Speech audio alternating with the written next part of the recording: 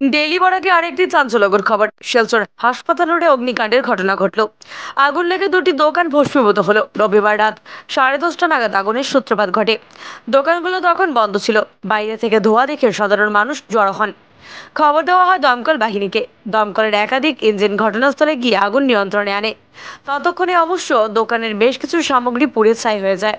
স্থানীয়রা জানিয়েছেন, লক্ষ্মীনারায়ণ বিবাহ বাসনের লাগোয়া পুষ্পা সেন্টার এবং পতঞ্জলির দোকান বন্ধ করে যাওয়ার কিছুক্ষণ পরেই ঘরের ভেতর থেকে ধোঁয়া বের হতে দেখা যায়। দুটো দোকান একেবারে পাশাপাশি এবং তার পেছনে রয়েছে এক দোকান মালিকের বাড়ি। সবাই ছুটে গিয়ে আগুন নিয়ন্ত্রণের চেষ্টা করেন। আগুন লাগার কারণ স্পষ্ট জানা যায়নি, তবে অনুমান করা হচ্ছে শর্ট সার্কিটের দরুন হয়তো আগুন লেগেছে। Bureau report, daily Barak.